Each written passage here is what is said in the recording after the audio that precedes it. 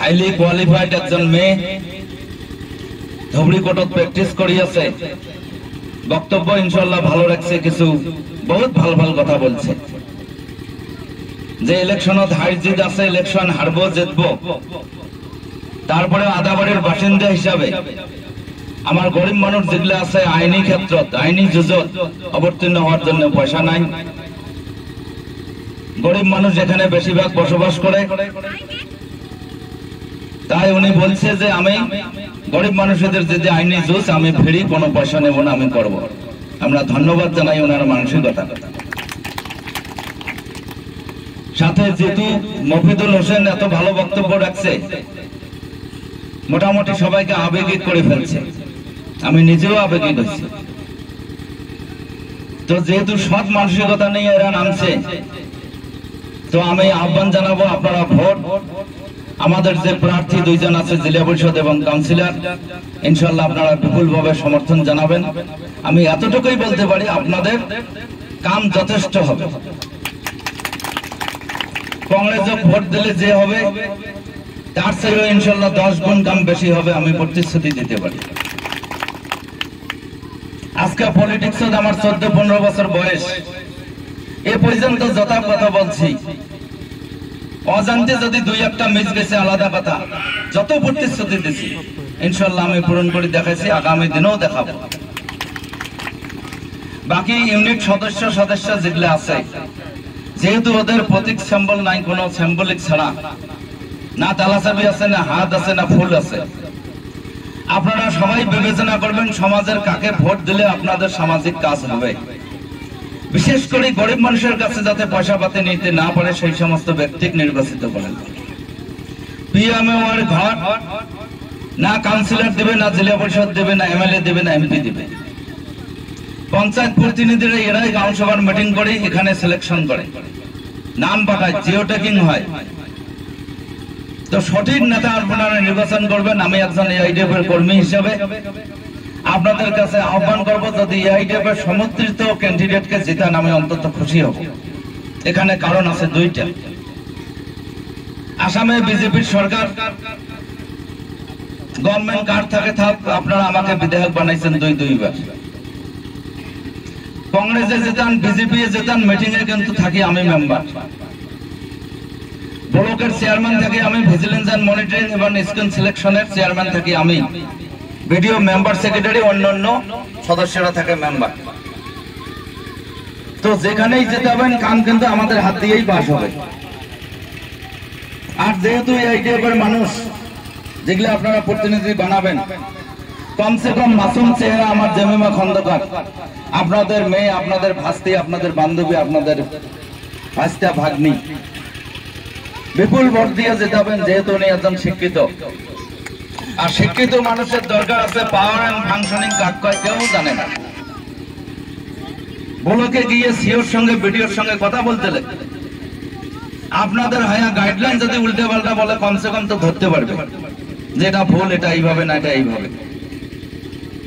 সুতরাং ভোট ওনাকে দয়া করে আপনারা দিবেন মাসুম চেহারা, নতুন করে পলিটিক্সে দেখছে, কাম ইনশাল্লাহ করবে। আর পয়সা খাবে না, পয়সার গ্যারান্টি আমি নিচ্ছি, ওরা খাবেই না তারপরেও গ্যারান্টি নিচ্ছি। দুইটা সুবিধা আছে, এআইডিএফ এর প্রার্থীকে মনোনীত করতে পারলে আপনাদের কাম দ্বিগুণ হবে। আর একটা সুবিধা আছে, কোন যদি আমাদের এআইডিএফ এর মেম্বার আমার সমর্থিত, সে যেই হোক, আমি আশা করি এরা খাবে না। বিভিন্ন বক্তব্য আমি বলে আসছি, আজকেও বলবো, অনাগত দিনও বলবো।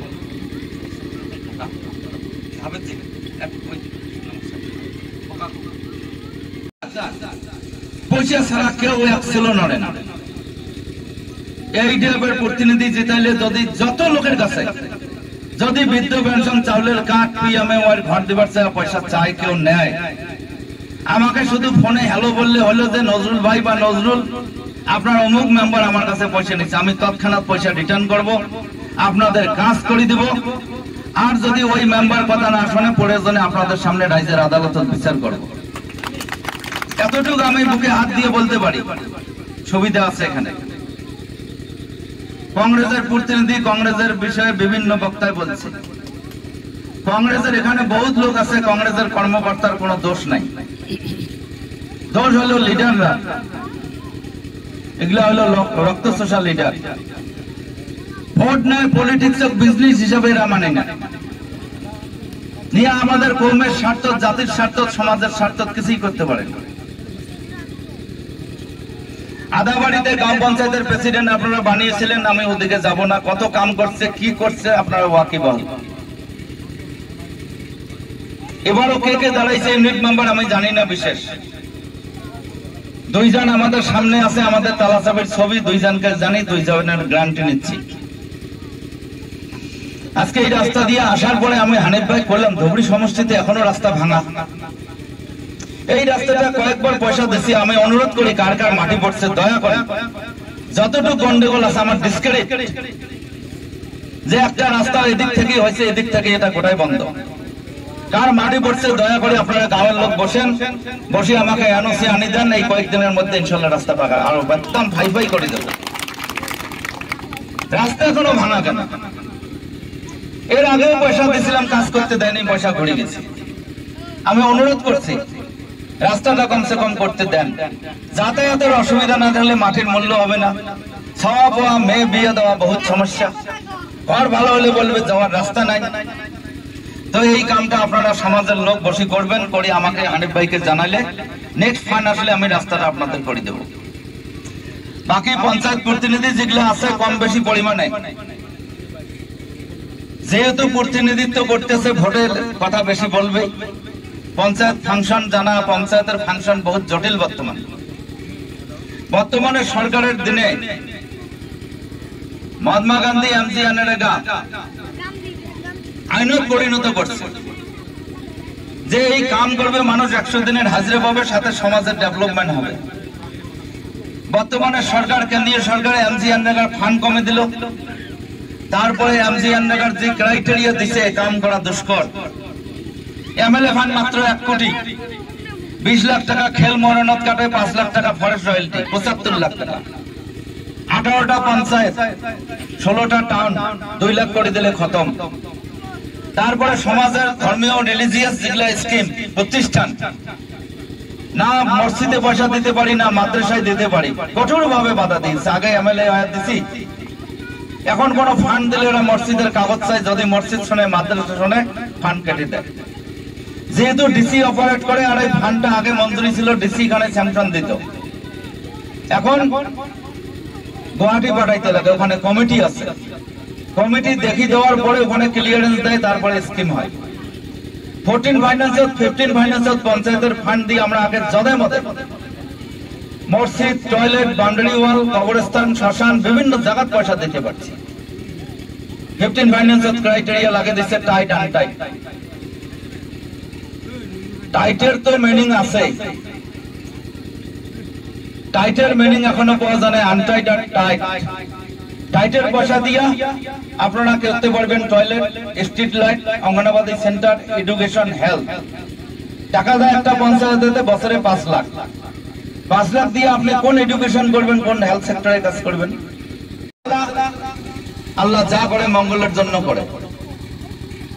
এখানে দায়ী যদি করি আমরা ভারতের প্রধানমন্ত্রী মোদী সাহেবকে দায়ী করতে হবে, আর দায়ী করতে হবে আমাদের ডক্টর হিমন্ত বিশ্ব শর্মা আসামের মুখ্যমন্ত্রী সাহেব। এই দুইজন নেতা এবং অন্যান্য পার্লামেন্ট যেগুলো আছে, বিজেপির নেতা কর্মী আছে, তাদের বক্তব্য শুনে মানুষ বিতৃষ্ণা হয়েছে যে সারা ভারতবর্ষ থেকে মোদী সাহেবকে, বিজেপিকে বিদায় দিতে লাগে। এই বিদায় দেওয়ার অর্থ কি করতে লাগবে? যে ইন্ডিয়া অ্যালায়েন্স হলো, ইন্ডিয়া অ্যালায়েন্সে রাহুল গান্ধী সাহেবকে প্রধানমন্ত্রী বানাইতে লাগে। সেই আশায় সবাই, রকিবুলকে কেউ ভোট দেয় নাই, রাহুল গান্ধী প্রধানমন্ত্রী বানার আশায় ভোট দিয়েছিল। এটাই বাস্তব। আজকে যদি রকিবুল হোসেন আসে বা দাঁড়ায় এই অবস্থা আজকের ডেটত,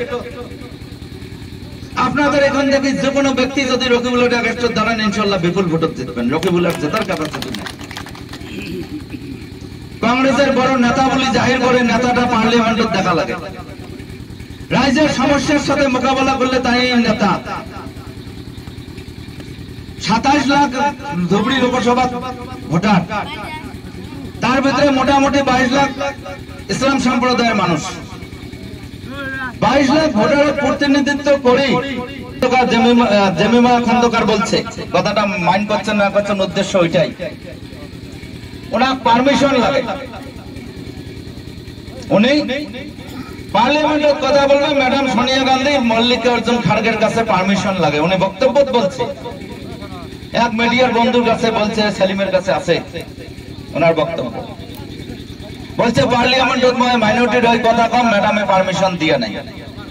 যদি পারমিশন দিয়ে নাই, তোমার মাইনরিটির ভোট কিও লাগে? কেন লাগে? কারণ তুমি 22 লক্ষ মানুষের প্রতিনিধিত্ব করো, মাইনরিটি মানুষের। মাইনরিটির স্বার্থ তুমি কথা কইতে না পারলে ভোট নেওয়ার তোমার অধিকার ছিল না। মৌলানা বদরুদ্দিন আজমল সাহেব কাহা, রকিবুল হোসেন কাহা?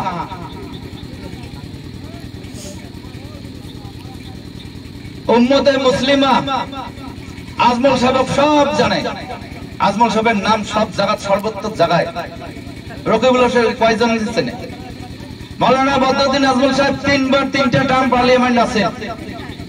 প্রথম বক্তব্য ধবড়ি থেকে আরম্ভ করে সদিয়া পর্যন্ত যত সমস্যা 9 মিনিটের বক্তব্যে বলছে। উনি একটা একটা করে একটা পার্লামেন্ট সেশনে 36 বার 37 বার প্রশ্ন উত্থাপন করার জন্য উত্তর পূর্বাঞ্চলের ভিতরে শ্রেষ্ঠ সাংসদ হিসেবে উনি উপাধি পাইছে। আর আমার রকিবুল হোসেন সাহেব কি উপাধি পেল? পরশুদিন ফেসবুক খুলছি, ফেসবুকে দেখি রকিবুল সাহেব সম্বোধন করছে গ্রাম সাংসদ। উনি প্রথম ভাষণত গ্রাম ভোটের কথা বললো, গ্রাম ভোটের দিয়ে উপার্জন হয়, আর্নিং সোর্স হয়। গ্রাম খেলার জন্য আমাদেরকে সারা ভারতবর্ষের বাসিক, আসামবাসিক গ্রাম খেলার জন্য সাজেশন দিল। এই যে ব্যক্তি একজন, এই আদামারের মিটিং করে বলছি, আপনাদের মনে আছে না নাই, যে যত লোক উপস্থিত আছেন রকিবুলের থেকে সবচেয়ে ভালো হিন্দি আপনারা কইতে পারবেন। ও হিন্দিও জানে না, ইংলিশও জানে না, উর্দুও জানে না, আরবিও জানে না। পার্লামেন্টে এসএমএস দিয়ে কথা বলে তো মানুষ বুঝবেই না, যেহেতু হিন্দি ভাষী, আমার মাতৃভাষা হিন্দি। তারপরে উনি ওই দিন ভাষণ লেখি পড়ার জন্য লেখি মুখস্থ করে দিয়েছে। তারপরে জাকির ভাই বলছেন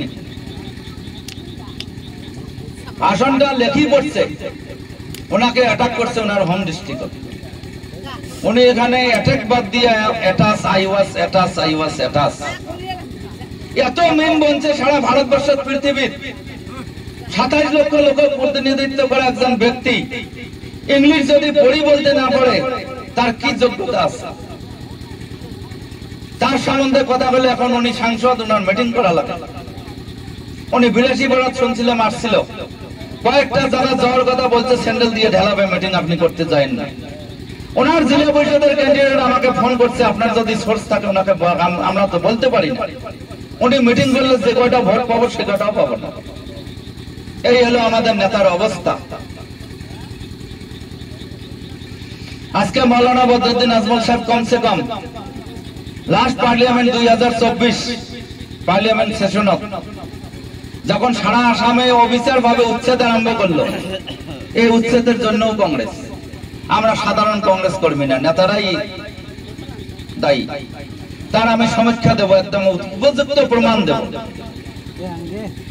পার্লামেন্টে আজমল সাহেব বলছে, মোদী সাহেব, অমিত শাহজি, আপনাদের নেতৃত্বে আসামে ডক্টর হেমন্ত বিশ্ব শর্মার নেতৃত্বে এই কথাটা আমেরিকা জো বাইডেনের সরকার, ওনার সাংসদ সেনেটে ৭৬ জন সাংসদ মৌলানা বদরুদ্দিন আজমল সাহেবের নাম কোট করি মোদী সাহেবকে ভারত সরকারকে চিঠি দিয়েছে যে আপনাদের ভারতবর্ষে মাইনরিটি মুসলমানের উপরে অত্যাচার চলছে, নাকি জবাব দেওয়া হোক। মোদী সাহেব নিশ্চুপ ছিলেন। আমি এখানে 80% মাইনরিটির প্রতিনিধিত্ব করি, মাইনরিটির পক্ষে কথা কওয়ার আমার দায়িত্ব, কর্তব্য, ধর্ম। প্রত্যেকজনের পলিটিশিয়ানের দায়িত্ব, কর্তব্য, ধর্ম। ভোট মুসলমানের লাগে, কথা কব না মুসলমানের সমস্যা, এটা হইতে পারে? তো হেমন্ত বিশ্ব শর্মা তারপরে বলল যে জ্ঞানব্যাপী মসজিদ, 400টা সিট লাগে, জ্ঞানব্যাপী মসজিদ ভাঙে মন্দির বানাইতে লাগে। এই বিভিন্ন জায়গায় বলছি, এই আদাবাড়িতে রকিবুল হোসেন বলছে, আমার সঙ্গে চ্যালেঞ্জ তো ওনার করার সাহস নেই। এমপি ইলেকশনে সব মিডিয়ার বন্ধুদেরকে আমি কয়েকদিন ইন্টারভিউ দিয়েছি, যে ওর যদি হিম্মত আছে আমার সঙ্গে ডিবেট করে। উনি যে সমস্ত কথাবার্তা বলে লম্ব জম্ব কেসের কাগজ নিয়ে, ওগুলো তো আমসুর কেস। উনি একদিন কইতে কইতে সাংবাদিককে আমি যখন জোর করে ধরছি বলছে যে নজরুলের কথা মই উত্তর নিতুন। নজরুল কোন দুবার হে বিধায়ক, মই 7 বার দেখিছ। এবার অহংকার চূর্ণ হয়েছে না, চামুগুড়ি ধাড়িছে না লড়া। যিজন ব্যক্তি জবাব দিব নোৱাৰে সেইবিলাক ব্যক্তির কথা এনে কোয়া হয়। আমি একটা আপনাদেরকে বাস্তব ঘটনা বলি, 3টা বলবো। এই 3টে ঘটনা শোনার পরে যদি কেউ কংগ্রেসে ভোট দেন আমার কোনো আপত্তি নাই। আমরা একটা রাজনৈতিক দল, আপনাদের কাছে আসবো, প্রার্থনা জানাবো, আপিল করব, গণতান্ত্রিক রাইট আপনাদের, আপনারা ভোট